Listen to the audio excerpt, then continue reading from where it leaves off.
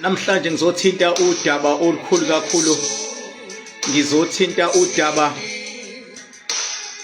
engizoshiya isigcivizo sokufundisa abantu ngobukhulu baNkulunkulu ukuze laba bathi uNkulunkulu uthwele kusuka namhlanje kumele baphume befundile, ngoba omunye umuntu uyakhuluma ekhulunyiswa okungazi.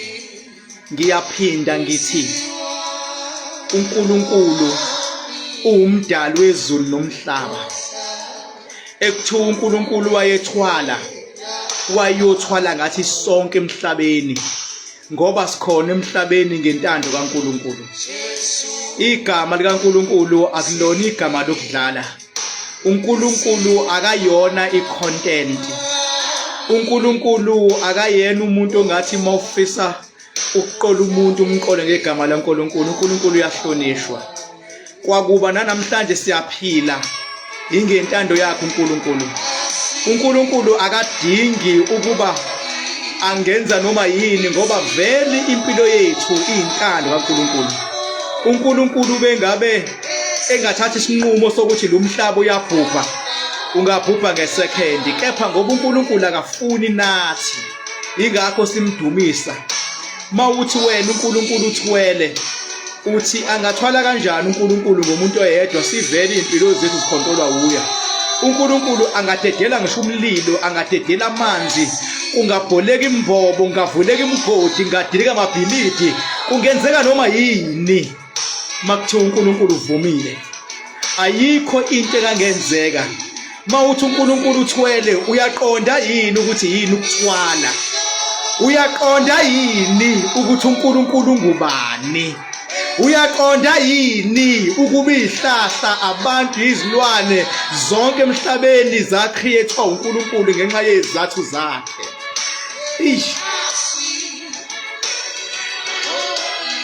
Iyangithinta le kaNkulunkulu. Namanje ngisayibuza ukuthi uSgujana ubheme njani insangu bekwazi ukudlala uNkulunkulu. Namanje ngisayibuza ukuthi uSgujana udla kanjani ama-drugs bekwazi ukudlalela uNkulunkulu. Namanje ngisazibuza ukuthi uSgujana kanti ukhulelephi bekwazi ukudlalela uNkulunkulu.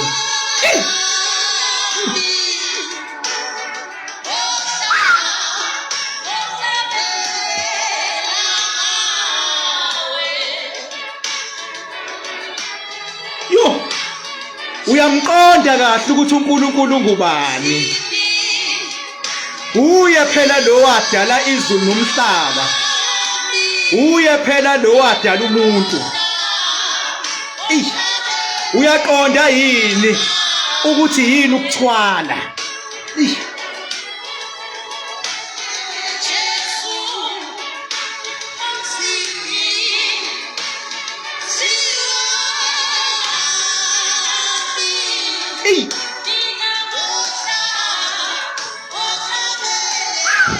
Ngizoke kabagula namhlanje ngisenza i-introduction. Mangabe unedatha encane uvala ulive, ngizoyi-download ivideo. Mase ngiyi-downloadile uzoyibuka la ufuna ukuyibuka khona.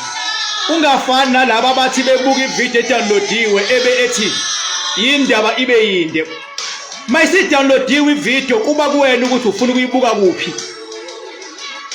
Ungayenza ibe 2 minutes, ungayenza ibe 5 minutes. Uyahamba ufuna ukuthi ilaphi la ivuthwe khona, uyibambe la ivuthwe khona. Mayisi-downloadiwe malincane idatha, ngilinde ngizodownloada, bese uyashortnisha ibe lama minutes owafunayo ihambisane nephakethe lakho. Ngithukuthele ngoba ngazi ubukhulu baNkulunkulu. Ngithukuthele ngoba ngazi amandla kaNkulunkulu. Ngithukuthele ngoba ngazi ukuthi ngiyazi ukuthi uNkulunkulu mina ungisusephi wangibekaphi. Ngithukuthele ngoba ngiyazi ukuthi uNkulunkulu lapha ekhaya ukuthathephi wakubekaphi, ingakho umdumisa. mase kuqhamuka impatha ithi uNkulunkulu uthwele.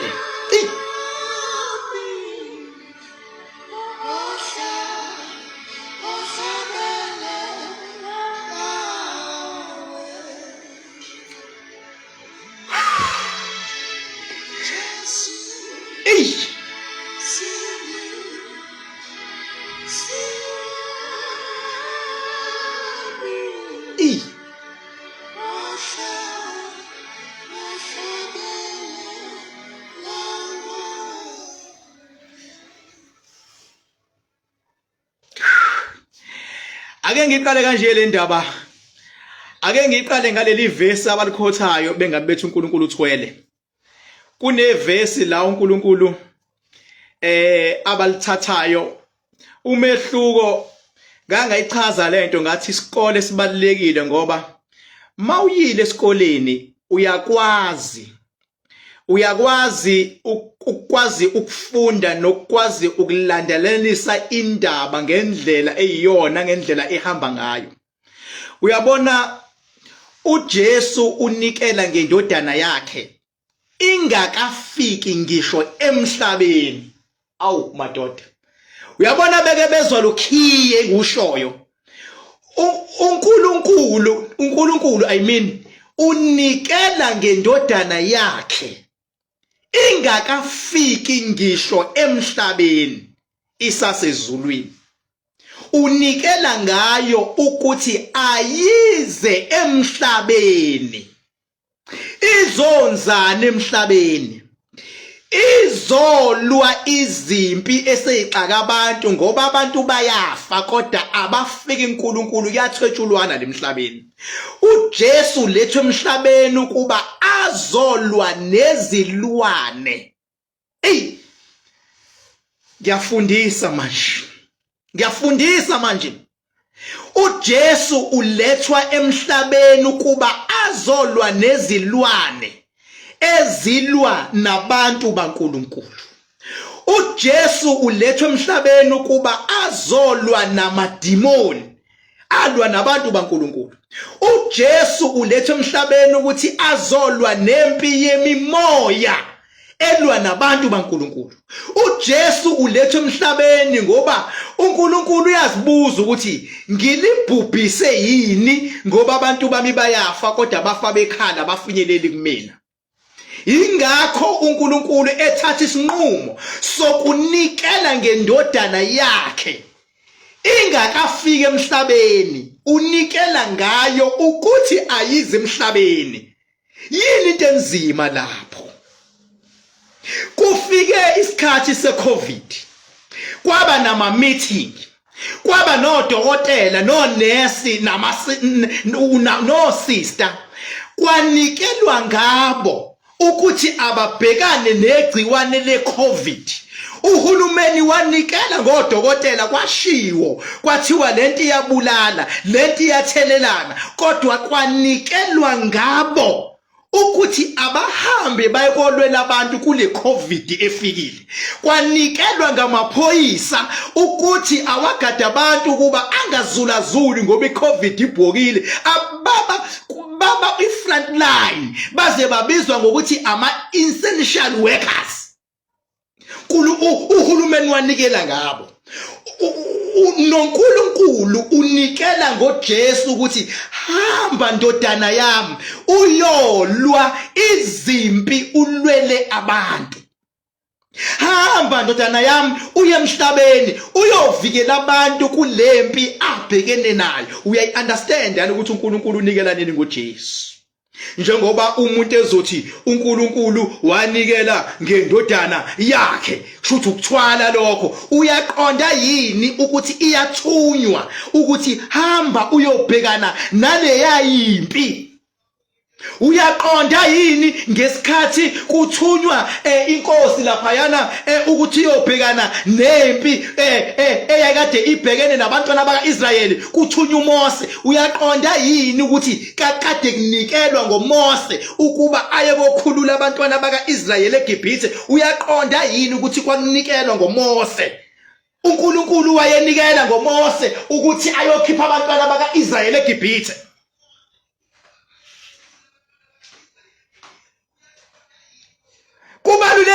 ukuba lezimpi lezi siziqonde kubalekile ukuthi uunderstand eqala ukuthi yini okhuluma ngayo uyayazi in context yento okhuluma ngayo before wenza content.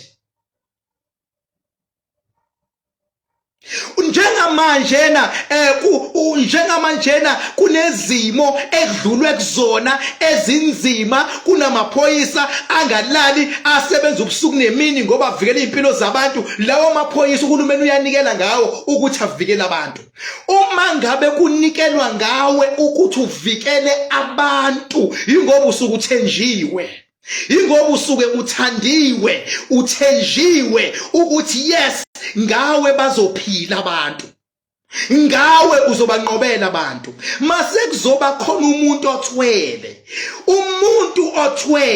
usuke lo muntu engavikeli abantu, usuke lo muntu loyo ezicabangela isayidi lakhe yena yedwa ukuba angafa uma wami, angafa baba wami, anginandaba, ingafa ingane yami, angafa umfowethu, bangafa omakhelwane, anginandaba as long as ngenza imali. Umuntu othwele uzicabangela yena, akalwela abantu, uzicabangela yena yedwa umuntu othwele. Kanti umuntu okunikelwa ngaye usuke nikelelwa ukuthi akahambe ayekomela abantu kulezo zinkinga ezinawo. Njengoba njena ulibona unyazi lezulu gijima luye emagroundini lihlanganisa abantu, lwehlala enyukelela abantu, ingoba lilwela abantu uNkulunkulu unikelile ngalo. Njengoba ubona ngikhuluma nako live ngisho zingithuka inyoni, zingididisa inyoni, ingoba uNkulunkulu unikelile ngami ukuthi angizoqwashisa abantu ukuthi bangabe savuma ukudlala Sgujana. Lokho must come to an end. Banyanya abanye baze bakha ama fake account ukuthi bazongithuka, bazenza abantu kanti ama fake account, kodwa akumele ngidikibale ngoba I need to understand my assignment. I am assigned ukuthi mina ngilwela abantu. I am assigned ukuthi mina ngivuma ukuthukwa la ko live, ngime ngithi yes ngimile bantu kumnyama kubovu ngizolimela. Ingakho ngithi maseqhamuka umuntu ethi uNkulunkulu wayethwele, lowo muntu uyawa understand amandla kaNkulunkulu, lowo muntu uya understand yini ukuthi yini ukuthwala. Ngoba bengabuthwala kudingeka wena wedwa, mangabuthwala awubavikela abantu, okunalokho ufuna ukuthi abantu abafe.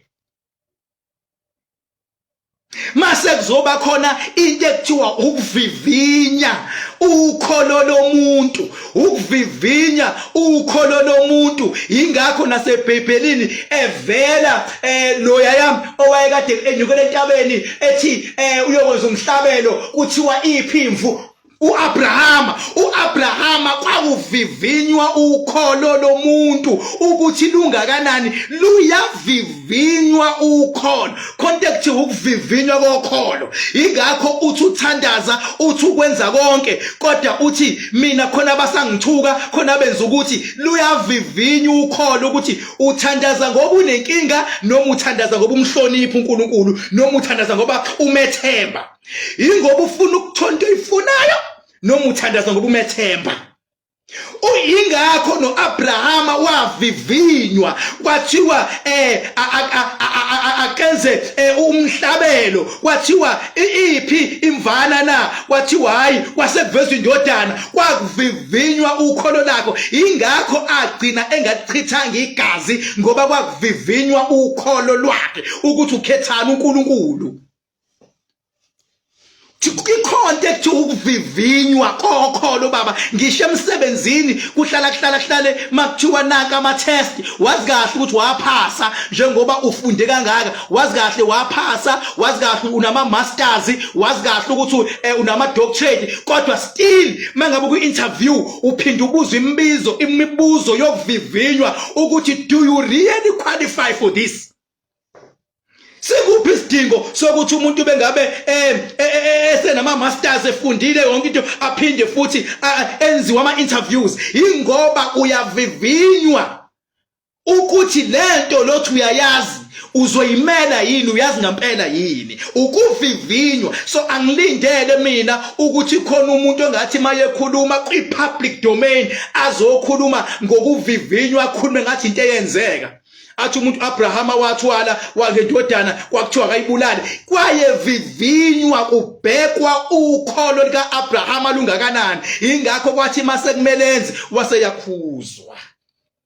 Ngiyacela namhlanje lazikhona inyanga labe khona abaprofeti, ngicela naku umehluko sobala between kokuthwala nokunikelwa ngomuntu. Makunikelwa ngomuntu uthathwa uyofakwa endaweni ebucayi nasendaweni ekuthiwa ingozi, kuthiwe banqobela abantu, banqobela abantu.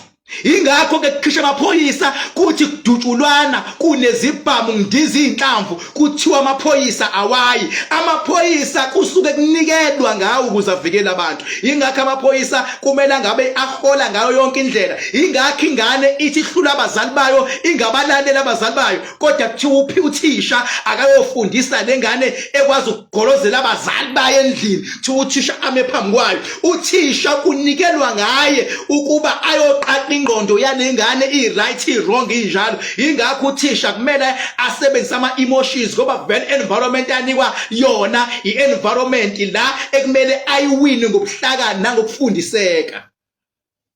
Nawufundiseka. Kodwa ngithe namhlanje nguthatha umzuzu ngicacise ukuthi uNkulunkulu akanikeli ngendodana yakhe seyisemhlabeni, unikela ngendodana yakhe ingakafiki emhlabeni, ukuba indodana yakhe kuJesu Kristu ize emhlabeni. Ize emhlabeni. Lesikhathi lesu uJesu esekufika isikhathi sokuthi into abeyizele emhlabeni seyifike la isiphela khona, sekumele abuyele kubaba wakhe ezulwini. Isikhathi esikude kabi leso. Awuqhathanisi isikhathi uNkulunkulu enikela ngendodana nangesikhathi uJesu, isikhathi engakafika emhlabeni nangesikhathi ahamba ngaso emhlabeni, izikhathi ezikude. Kodwa ngeke ngizwe umuntu ongazeli ukuthi avele ayihlanganise. Athi kunikelwe ngaye ukuthi afe esiphambanweni. uJesu akunikelwanga ukuthi afe esiphambanweni, kunikelwe ngaye ukube afele izono zabantu ezale emhlabeni. Ngeke ngibezwe abantu bethi hawu uJesu wafela ziphi izono. uJesu wafela izono baba, noma esengasekho emhlabeni yaqhubeka ipower yakhe yalwa ilwela abantu.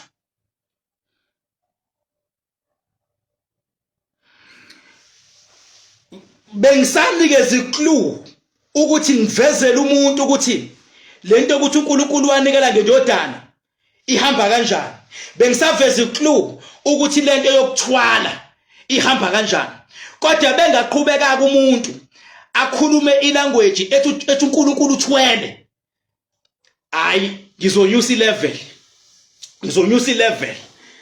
Ngizonyusa ilevel. Mina ke noma yinini guys, angivele mina ngiqonda umuntu ngqo noma ngiattack umuntu, ngiqale ngenza iwarning. Njengoba ngenza nakulabo bebevele bakhulume bathi uBhaka ukhulumelani, ngathi emadoda ngiyanazi ukuthi nigqoka ama-fake lokuzane ezinto futhi niphinde nidayisa ama-fake ama-product. Ngizokhuluma ngenhlanhla bavele bathula. Bengithi bazoqhubeka baloku bethu King Bhaka wathi lezi inyangana lezi-ke ezibhedayo lezi social media. Bengithi zizoqhubeka ngenhlanhla zathula. Bengifuna ukuveza amahlazo azo. Bese kunelist yabantu abakhala ngazo one by one ngenhlanhla, kwavele kwathula lokuya okwakuthi kuza ngefront, kwavele kwathula.